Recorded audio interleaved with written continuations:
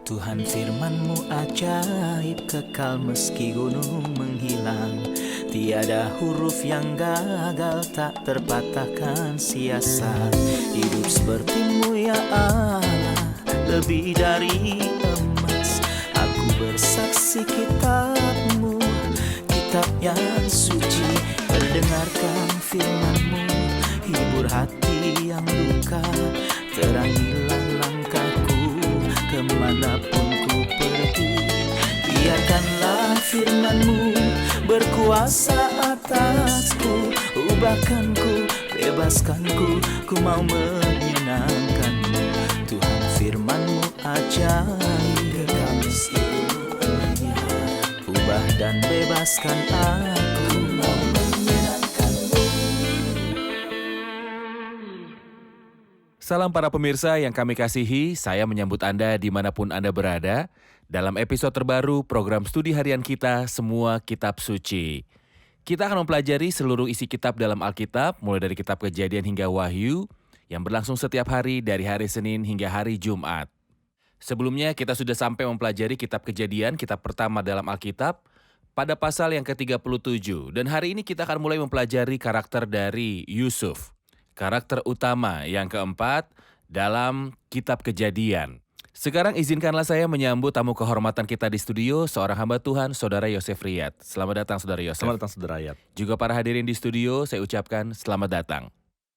Saudara Yosef, di episode terakhir kita sudah sampai di pasal yang ke-36. Mengupas sejarah Esau dan keturunannya, kita tahu kalau Esau adalah bapa dari bangsa Edom yang akan berseteru dengan umat Allah di masa yang akan mendatang. Hari ini kita akan memulai halaman baru dengan karakter dan pasal baru, yaitu pasal 37. Apa yang diwakili oleh pasal 37 ini? Permulaan mengenai karakter Yusuf, karakter yang luar biasa, karena dua alasan. Pertama, Yusuf adalah karakter spesial karena kesederhanaannya dan keagungan dari moralnya. Sebenarnya, dia adalah karakter yang luar biasa dan teladan yang hebat untuk perihal pengampunan, kebijakan, dan penolakan atas kejahatan. Suatu karakter yang luar biasa mengenai hal ini. Di sisi lain, Yusuf adalah karakter yang menunjukkan gambaran yang luar biasa mengenai Tuhan Yesus Kristus. Salah satu penafsir Alkitab menyatakan kalau ada lebih dari 100 kesamaan antara karakter Yusuf dan Kristus. Saya kira kita akan melihat hal ini ketika mempelajari karakter Yusuf. Dari pasal 37 hingga akhir kitab Kejadian. Kita akan melihat betapa miripnya Yusuf dengan karakter Kristus. Kami mengingatkan para pemirsa kalau kitab Kejadian terbagi dalam dua bagian utama. Pertama dari pasal 1 hingga 11 mengenai 4 peristiwa penting, yaitu penciptaan, kejatuhan, air bah, dan menara Babel. Ya. Bagian kedua pasal 12 hingga 50 berbicara tentang 4 tokoh utama, Abraham, Ishak, Yakub, dan Yusuf. Jadi hari ini kita akan membahas tokoh utama keempat. Saya ingin menyatakan kalau keempat tokoh ini berbicara mengenai 4 gagasan yang penting. Dalam karakter Abraham kita melihat suatu prinsip yang sangat jelas dinyatakan dalam keseluruhan isi Alkitab mengenai pemilihan dan panggilan. Allah memilih dan memanggil Abraham. Dalam karakter Ishak, kita melihat mengenai hubungan darah dan warisan. Karena ia anak, maka Ishak mendapat semua warisan. Ini adalah gagasan yang penting dalam keseluruhan isi Alkitab. Jika kita adalah anak-anak Tuhan, maka kita tidak hanya akan menerima warisan, tetapi juga didikan. Jika kamu tidak pernah menerima didikan, maka kamu adalah anak haram, bukan anak sah. Kita melihat adanya didikan dan teguran dalam kehidupan Yakub. Ada gagasan keempat yang bisa kita lihat dalam Yusuf, yaitu penderitaan dan kemuliaan. Menderita dahulu, baru kemudian dimuliakan. Gagasan yang Anda sebutkan barusan akan kembali lagi ditampilkan di layar. Silakan Keempat dilanjutkan. bapak leluhur ini tidak hanya dibedakan oleh hal tertentu, tapi mereka masing-masing melakukan 4 hal dalam hidupnya. Benar. Mari lihat pada layar dan mohon jelaskan pada pemirsa terkasih mengenai hal-hal apa yang membedakan keempat bapak leluhur ini. Ya, Abraham, pemulihan, dan sangat panggilan. persis. Tapi apa yang dilakukannya? Dia membangun 4 mezbah. 4 mezbah itu ditampilkan di sini. Abraham adalah manusia identik dengan mezbah. Kita sudah pernah membahas mengapa harus mezbah yang ada terlebih dahulu. Itulah titik mula berhubungan dengan Allah. Itu bagian untuk Allah. Bagian untuk Allah. Anda tidak bisa berurusan dengan Allah tanpa melewati salib terlebih dahulu. Mereka yang menolak salib Kristus tidak memiliki bagian. untuk memiliki hubungan dengan Allah atau untuk mendapat berkat darinya. Jadi, mesbah adalah titik mulanya, kemudian setelah itu Ishak. Kita tahu dia simbol untuk hubungan darah dan warisan. Dia menggali 4 sumur. Sumur berbicara mengenai kepuasan atau karunia Roh Kudus yang untuk dinikmati setiap orang yang menikmati mesbah atau pengorbanan. Ketika sampai pada Yakub, kita melihat mengenai didikan dan latihan. Dia membangun 4 tugu dalam hidupnya. Kita sudah membahas mengenai hal tersebut. Tugu yang terakhir yang dinyatakan dalam pasal 35 adalah tugu di atas kuburan Rahel. Tugu ini menjadi simbol untuk titik akhir bagi pengharapan duniawi. Terkait Yusuf mengenai penderitaan dan kemuliaan, Yusuf memiliki 4 jubah atau pakaian seperti yang kita baca dalam pasal 37, yaitu jubah yang maha indah, pasal 39, yaitu pakaian budak. Pakaian tahanan yang dilepaskan pada pasal 41 untuk kemudian mengenakan pakaian kemuliaan. Luar biasa. Terima kasih Saudara Yosef. Perkenankan saya membaca beberapa ayat dalam pasal 37, lalu kemudian bertanya pada Anda. Adapun Yakub diam di negeri penumpangan ayahnya, yakni di tanah Kanaan. Inilah riwayat keturunan Yakub. Yusuf tatkala ia berumur 17 tahun, biasa menggembalakan kambing domba bersama-sama dengan saudara-saudaranya, anak Bilha dan Zilpa, kedua istri ayahnya. Dan Yusuf menyampaikan kepada ayahnya kabar kejahatan saudara-saudaranya.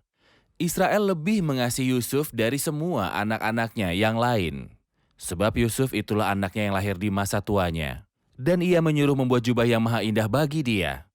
Setelah dilihat saudara-saudaranya, ayahnya lebih mengasihi Yusuf dari semua saudaranya, maka bencilah mereka kepada Yusuf dan tidak mau menyapanya dengan ramah. Pasal ini dimulai, inilah riwayat keturunan Yakub. Saya mengira Alkitab akan menyatakan, inilah riwayat keturunan Yakub dan kemudian memulai dari anak pertama, Ruben, dan seterusnya sampai yang terakhir. Tetapi Alkitab memulai dengan Yusuf dan tidak menyebutkan daftar nama yang lain. Tidak. Dari sudut pandang simbolis, hal ini sangat indah. Dari sudut pandang realistis yang diinginkan penulis, mulai dari pasal ini dan juga seterusnya, ia ingin berfokus pada karakter yang luar biasa, yaitu Yusuf. Dari sudut pandang simbolis, Yusuf mewakili Kristus yang adalah anaknya yang tunggal.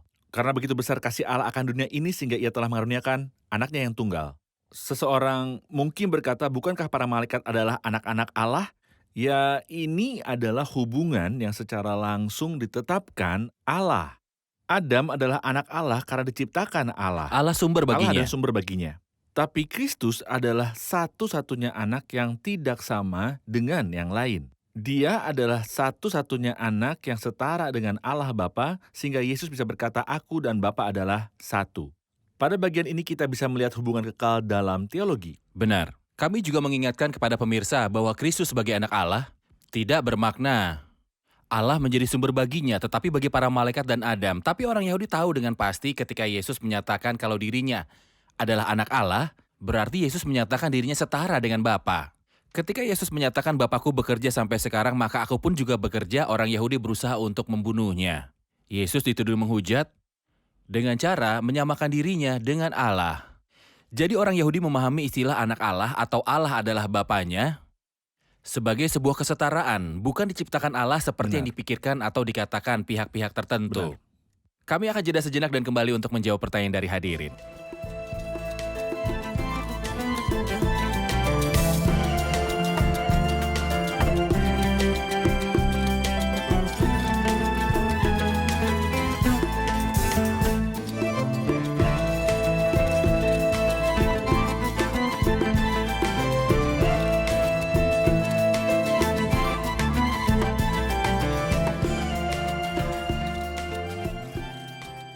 Saya punya pertanyaan terkait bagian terakhir ayat 2. Dan Yusuf menyampaikan kepada ayahnya kabar tentang kejahatan saudaranya.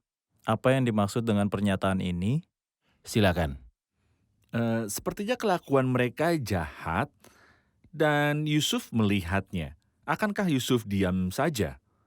Tentu sebagian termuda di antara mereka, ia tidak bisa membimbing mereka. Sehingga ia menyampaikan kabar itu kepada ayahnya, supaya Yakub bisa membimbing mereka. Dari sudut pandang simbolis, kita melihat Kristus. Sebagai contoh, saya akan membaca 2 ayat dari Injil Yohanes pasal 3 ayat yang ke-20, dari pasal 7 ayat 7, dalam Injil Yohanes pasal 3 ayat yang ke-20, sebab barang siapa berbuat jahat membenci terang, dan tidak datang kepada terang itu supaya perbuatan-perbuatan yang jahat itu tidak nampak. Apakah terang menegur mereka yang berdosa atau membongkar perbuatan-perbuatan mereka yang salah? Terang menegur karena membongkar. Terang membongkar. Kita menemukan gagasan yang sama dalam Injil Yohanes 7, ayat 7, yang menyatakan, dunia tidak dapat membenci kamu, tetapi ia membenci aku. Sebab aku bersaksi tentang dia bahwa pekerjaan-pekerjaannya jahat.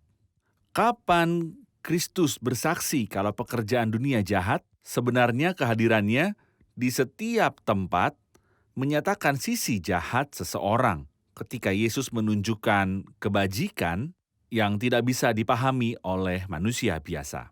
Ya. Jadi kita bisa menyatakan kalau Yusuf membongkar kejahatan saudara-saudaranya kepada ayahnya, ini juga adalah gambaran mengenai masa depan. Ketika Kristus datang ke dunia, dialah sang terang yang membongkar kejahatan ahli Taurat dan orang Farisi, jadi mereka membencinya. Benar. Jadi Yesus oleh saudara-saudara seibunya dibenci, Yusuf juga kita tahu kemudian dibenci oleh saudara-saudaranya. Benar. Saya ingin mendengar penjelasan mengenai ayat yang kelima, mengenai kasih Yakub bagi Yusuf. Yakub mengasihinya. Yakub membuatkan Yusuf jubah maha indah, memperlakukan Yusuf berbeda dari yang lain. Apa yang Anda lihat di sini? Sebenarnya Yusuf pertama-tama mengingatkan Yakub yang akan dikasihnya, yaitu Rahel.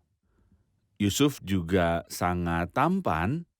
Bukan hanya tampan, banyak orang yang tampan tetapi memiliki sifat yang jelek. Yusuf sangat berbudi pekerti. Kita akan lihat kelebihan dan moralnya yang luar biasa baik dan tidak biasa dalam setiap pasal. Ini sebenarnya dari sudut pandang aktual. Yusuf mengingatkan Yakub akan istri yang terkasihnya yang sudah meninggal. Yusuf juga memiliki sesuatu yang luar biasa, sehingga ia menjadi orang yang secara simbolis Yusuf menjadi gambaran bagi Kristus yang menyatakan lebih dari sekali sebagai inilah anakku yang kukasihi, kepadanya lah aku berkenan. Sebagai contoh dalam kitab Yesaya dinyatakan, lihat itu hambaku yang kupegang orang pilihanku, yang kepadanya aku berkenan. Jadi dari sudut pandang ini Yusuf adalah simbol yang indah bagi Yesus yang dikasihi dan diperkenankan Allah. Benar, Yakub membuatkan jubah maha indah. Ya, Apa yang Anda lihat dari jubah maha indah ini? jubah ini memang berwarna-warni. Kita tahu ketika cahaya dipantulkan melalui prisma, akan muncul 7 warna pelangi. Pada bagian ini kita melihat jubah yang berwarna-warni, tapi Kristus tidak mengenakannya. Ia dinyatakan sebagai orang yang berselimutkan terang seperti kain. Kristus adalah dia yang berselimutkan terang seperti kain. Seperti halnya Yusuf pada bagian ini mengenakan jubah berwarna-warni. Benar, salah satu makna jubah yang berwarna-warni adalah jubah tersebut memiliki lengan yang lebar. Bukan untuk budak tetapi untuk tuan.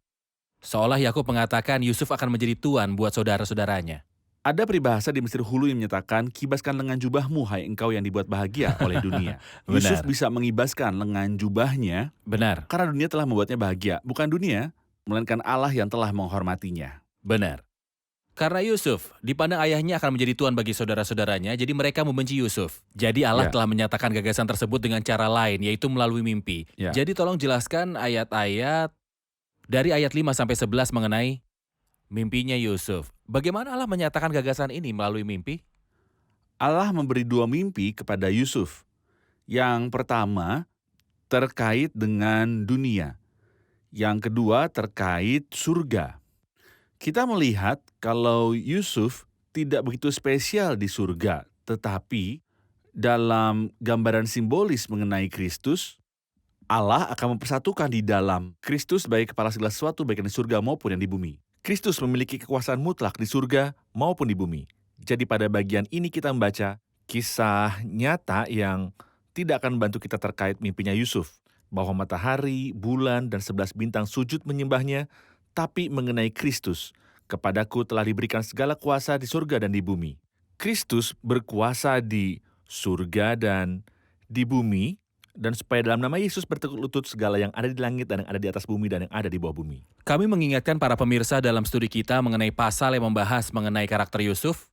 Kita akan mengupas terkait penerapannya, misalnya mengenai apa yang kita pelajari dari penderitaan dan kemuliaan Yusuf, Ya. tapi tidak lupa untuk mengarahkan pada penderitaan dan kemuliaan Kristus. Jadi kita akan banyak membahas mengenai manfaat yang kita dapat dari ini. bagaimana Kristus tampak melalui penderitaan dan kemuliaannya Yusuf. Persis. Sudah dijelaskan bagaimana Tuhan menunjukkan Yusuf, gambaran bagaimana kelak dia akan menjadi seorang penguasa. Apakah mimpi satu-satunya cara untuk berurusan dengan manusia? Allah berkomunikasi dengan manusia melalui mimpi. Sepertinya pada masa itu, mimpi hanyalah salah satu cara seperti yang kita pahami melalui kitab Ayub pasal 33. Tapi itu bukan satu-satunya cara Allah dinyatakan berbicara langsung pada Yakub dan muncul di hadapannya. Jadi Allah terbiasa berbicara pada manusia. Tapi salah satu cara yang digunakan Allah adalah melalui mimpi. Dalam surat Ibrani 1 ayat 1 dinyatakan setelah pada zaman dahulu Allah berulang kali dan dalam berbagai cara. Pada zaman akhir ini ia telah berbicara pada kita dengan perantara anaknya. Tepat. Ayat 12 hingga 17 menyatakan mengenai sebuah penugasan. Yakub memberi tugas kepada Yusuf. Kita tahu dari ayat sebelumnya, Yusuf dikasih oleh ayahnya dan dibedakan dari saudara-saudaranya. Yusuf adalah manusia yang identik dengan mimpi. Tuhan mengirim 2 mimpi untuk memberitahu bagaimana masa depannya kelak. Tapi ayat 12, Yusuf diutus untuk melihat apakah baik keadaan saudara-saudaranya. Jelaskan pada kami mengenai tugas ini dan bagaimana status saudara-saudaranya ketika Yusuf diutus. Yusuf sangat luar biasa. Dia belajar untuk taat dan memegang taat pada ayahnya. Ketika ayahnya memberitahu kalau ia akan mengutus Yusuf pada saudaranya, ia bisa saja berkata, "Ayah, engkau tahu kalau mereka membenci saya, tidak tahan melihat wajah saya, dan tidak mau menyapa saya dengan ramah. Bagaimana saya bisa pergi menemui mereka?" Tapi Yusuf tidak mengatakan apapun pada ayahnya selain, "Ya Bapak." Jadi ketika Yakub menyuruhnya menemui saudara-saudaranya, Yusuf mengiyakan. Sebenarnya ketaatan sangatlah penting. Kristus terpujilah namanya ketika masih di bumi, dinyatakan Alkitab dalam Injil Lukas 2 ketika Kristus pergi bersama Yusuf si tukang kayu dan Maria yang terpuji, Yesus tunduk pada mereka. "Hormatilah ayah dan ibumu supaya lanjut umurmu dan baik keadaanmu." Ini dari praktisnya, sisi moralnya, tapi dari sisi simbolisnya, betapa luar biasanya ketaatan Tuhan kita.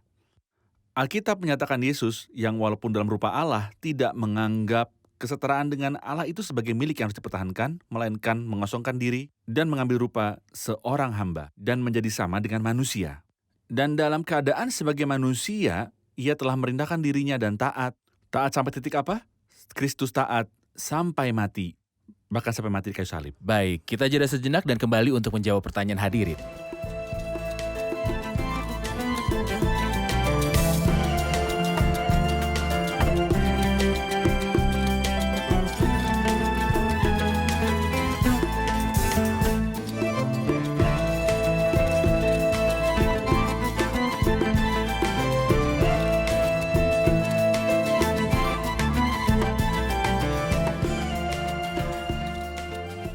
Saya perlu tahu sesuatu meskipun Yusuf menghormati saudara-saudaranya dan pergi mencari mereka.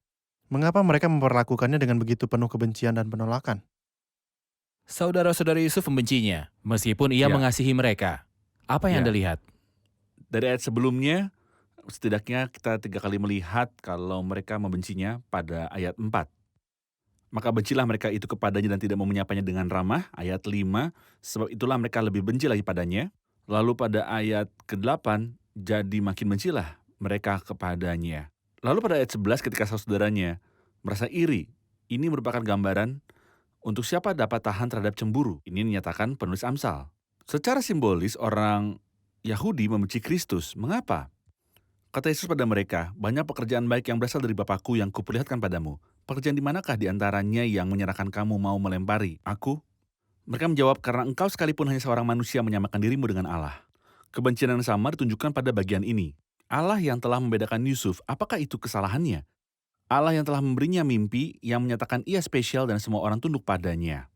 Ketika Allah yang menyatakan itu, apakah itu menjadi alasan bagi mereka untuk membencinya? Hal yang sama terjadi pada Kristus. Yusuf datang untuk melihat keadaan mereka. Sedihnya mereka malah ingin membunuhnya. Dia datang untuk mengetahui kondisi mereka dan membawakan hal baik bagi mereka. Namun mereka malah ingin membunuhnya.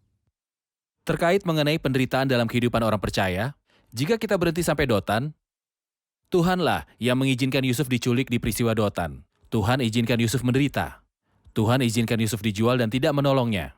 Tuhan juga yang izinkan untuk dia dibawa ke Mesir. Jika kita baca 2 Raja-Raja 6 di Dotan, Tuhan membela Elisa ketika pasukan Raja Aram menyerang. Tuhan memenuhi gunung dengan kuda dan kereta berapi dan menyelamatkannya.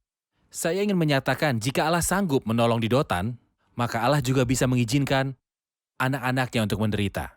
Terkait mengizinkan dan menyelamatkan, jelaskan pada kami, karena banyak orang percaya yang tersandung untuk urusan ini. Seseorang berkata kalau Allah memiliki anak tunggal yang tidak berdosa, tentu maksudnya adalah Kristus, tapi tidak ada anak yang tidak menderita. Kristus menderita, Yusuf menderita, setiap orang percaya menderita. Ini adalah sekolahnya Allah.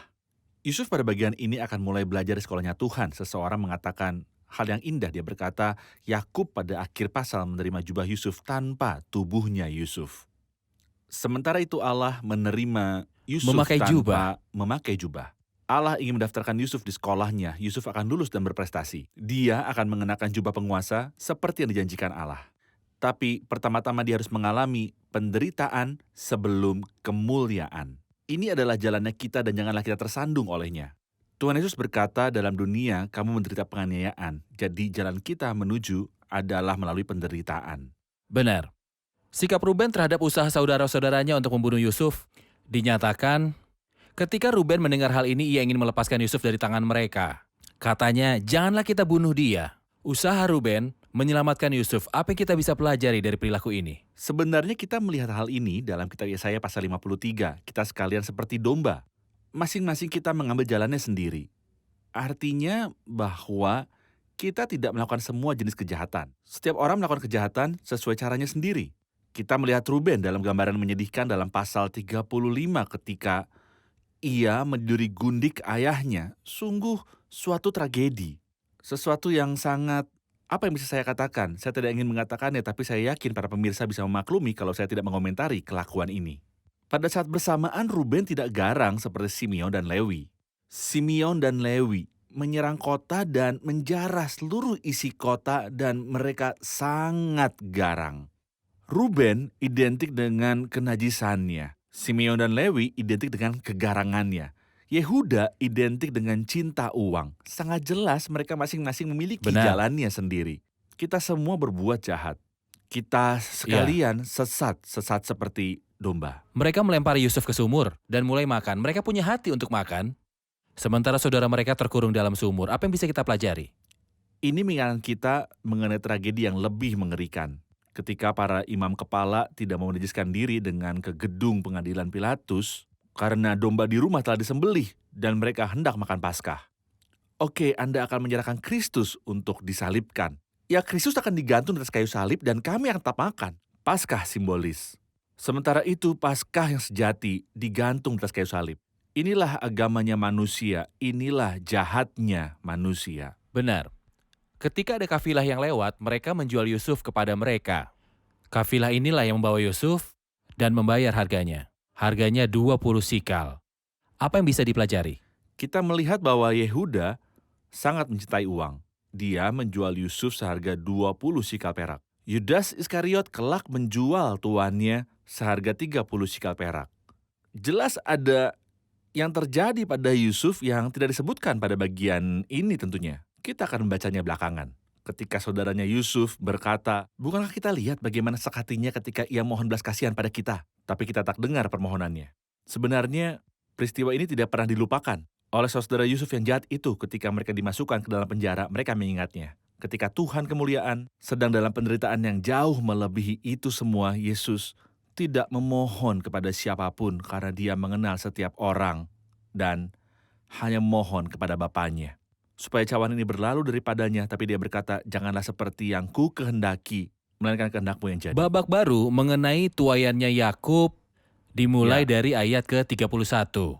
Kemudian mereka mengambil jubah Yusuf dan menyembelih seekor kambing, lalu mencelupkan jubah itu ke dalam darahnya. Jubah maha indah itu mereka suruh antarkan kepada ayah mereka dengan pesan, jubah ini kami dapati, silakan periksa apakah ini milik anak bapa. Berkatalah Yakub, ini jubah anakku. Binatang buas telah memakannya. Tentulah Yusuf telah diterkam. Yakub mengoyakkan jubahnya lalu mengenakan kain kabungnya pada pinggangnya dan ia berkabung berhari-hari lamanya karena anaknya itu. Sekalian anaknya laki-laki dan perempuan berusaha menghiburkan dia tetapi ia menolak dihiburkan. Katanya, tidak, aku akan berkabung sampai aku mendapatkan anakku ke dalam dunia orang mati. Apa yang bisa kita pelajari pada bagian ini? Sebelum membahas mengenai menuai, saya ingin menyatakan sesuatu yang dilakukan Yakub, yang ingin saya tekankan. Ketika akan bertemu dengan Esau, Yakub membagi rombongannya atau menaruh yang terpenting baginya di belakang sekali, yaitu Yusuf. Rahel dan Yusuf. Rahel yang duluan pergi karena Lalu kematian. Yusuf. Dari kehidupan, Yusuf hilang dari ayahnya. Hal terbaik adalah menaruh segala sesuatu pada tangan Tuhan. Menyerahkan segala persoalan padanya, Allah sanggup untuk menolong dan juga melepaskan kita. Tuaian adalah sesuatu yang seharusnya kita sadari, jangan sesat. Allah tidak membiarkan dirinya dipermainkan karena apa yang ditabur orang, itu juga yang akan dituainya. Anda bisa menipu ayahmu dengan kambing muda dalam pasal yang ke-27. Baiklah, kini Anda harus membayarnya. Tuhan saya sudah membayar. Saya sudah ditipu selama tinggal di rumah paman saya, Laban. Tapi masih akan ada yang dituai. Dosa bukanlah urusan sepele. Itulah mengapa terkadang kita menyepelekan dosa. Saya berharap dari hati yang terdalam melalui acara seperti ini akan membuat setiap pemirsa tahu kalau dosa itu adalah sangat jahat. Apa yang engkau lakukan akan dibalaskan padamu atau berdasarkan firman dalam kitab Obadja yang menyatakan, seperti yang engkau lakukan, demikian akan dilakukan padamu.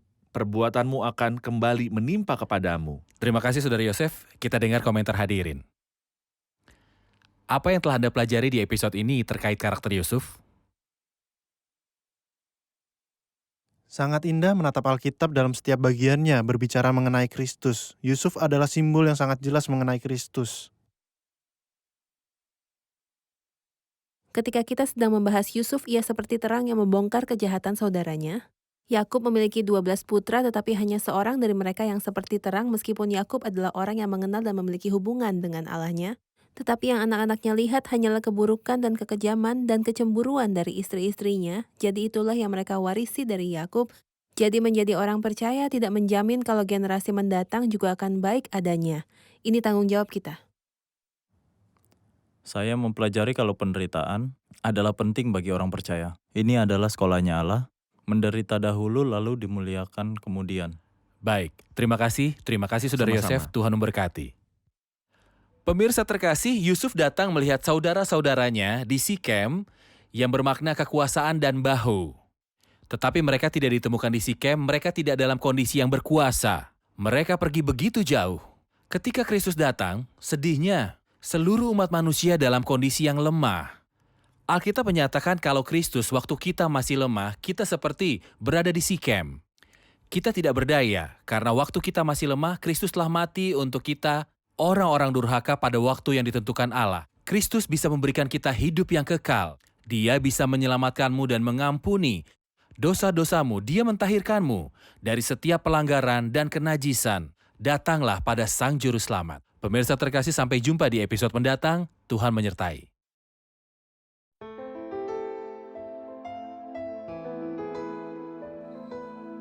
Tuhan firman-Mu ajaib, kekal meski gunung menghilang. Tiada huruf yang gagal, tak terpatahkan siasat. Hidup seperti-Mu ya Allah, lebih dari emas. Aku bersaksi kitab-Mu, kitab yang suci. Mendengarkan firman-Mu, hibur hati yang luka. Terangilah langkahku kemanapun ku pergi. Biarkanlah firman-Mu berkuasa atasku. Ubahkanku, bebaskanku, ku mau menyenangkan-Mu. Tuhan firman-Mu ajaib, ubah dan bebaskan aku.